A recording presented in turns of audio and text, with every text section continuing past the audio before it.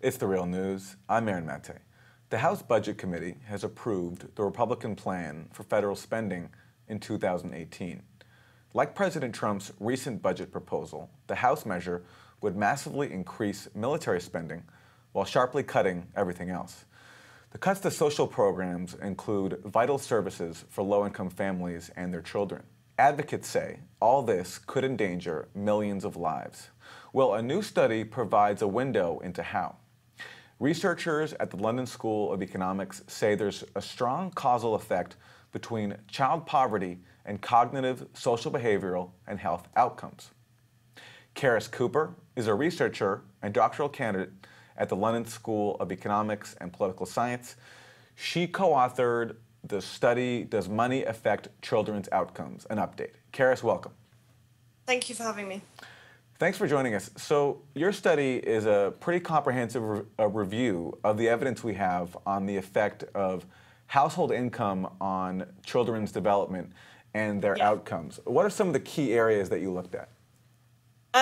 Well, I think it's important to say, first of all, that we only looked at causal evidence, which is really hard to come by in social science. You know, we know that low income is associated with worse outcomes for children, but often there are other factors that could be driving these changes. So we looked at randomized control trials, quasi-experiments, and studies that tracked families over a period of time, looking at changes of income and changes in their children's outcomes. And so the kind of evidence that we reviewed is evidence that we can be really confident about measuring the causal effect of income.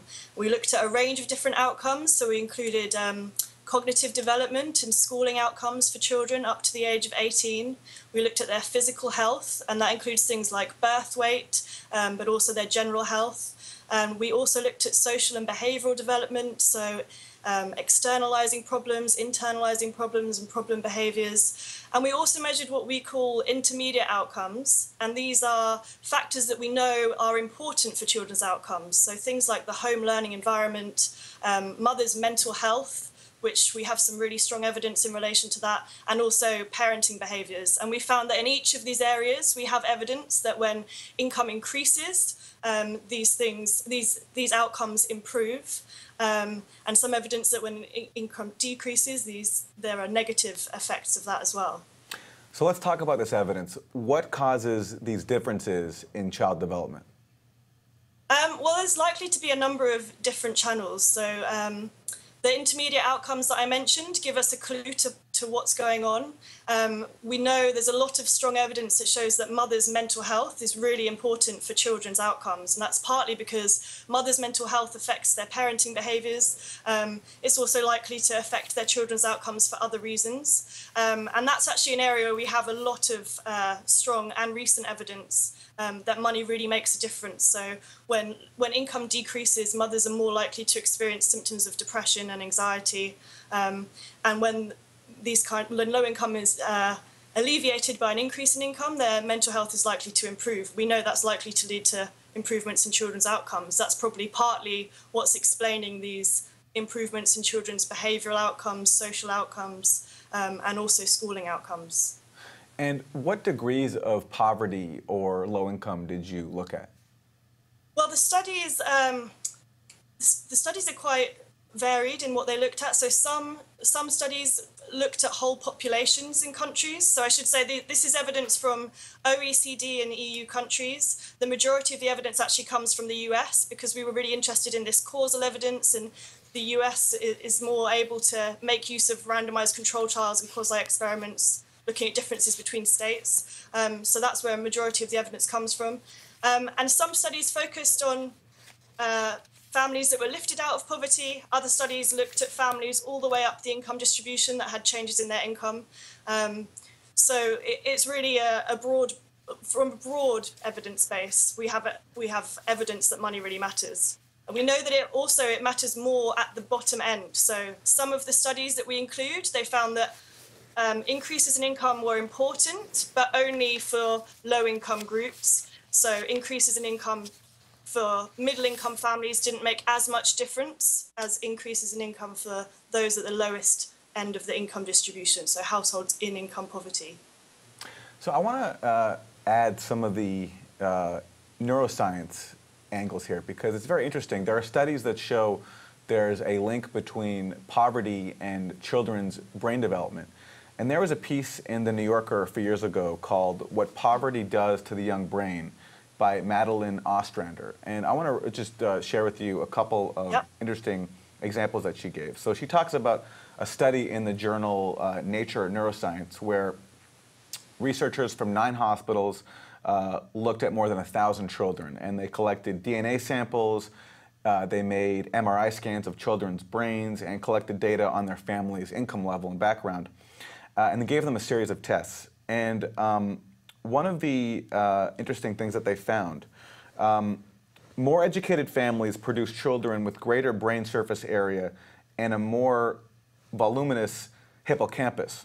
But income had its own distinct effect. Living in the lowest income bracket left children with up to 6% less brain surface area than children from high-income families.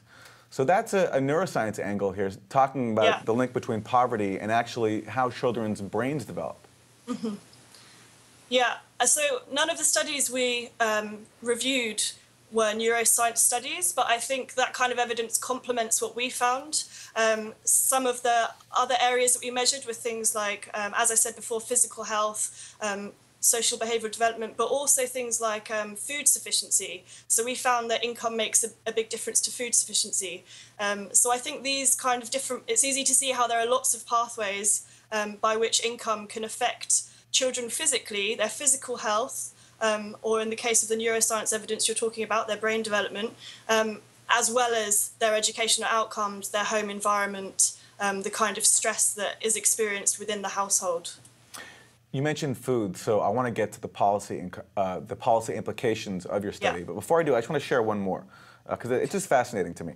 Neuroscientists at 4 universities scanned the brains of a group of 24-year-olds and found that in those who had lived in poverty at age 9, the brain centers of negative emotion were more frequently buzzing with activity, whereas the areas that could rein in such emotions were quieter.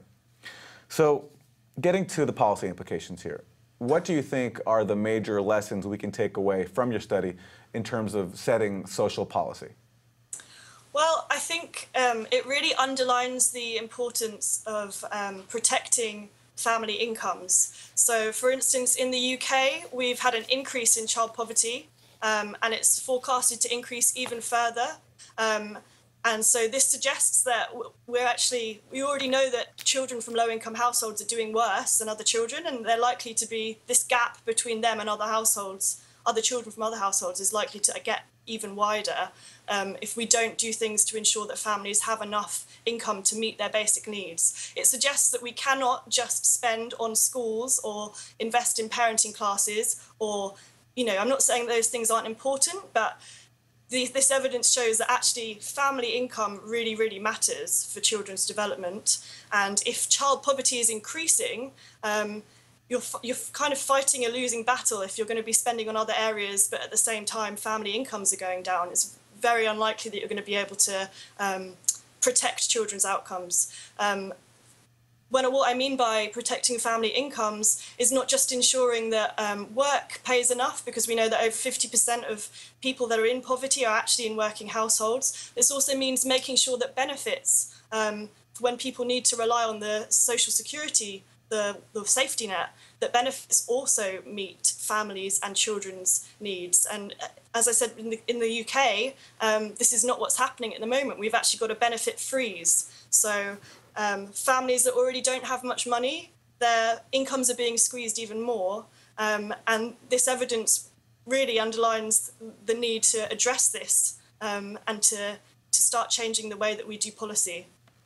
Karis Cooper, researcher and doctoral candidate at the London School of Economics and Political Science. Her study is Does Money Affect Children's Outcomes? An update. Karis, thank you. Thank you. And thank you for joining us on The Real News.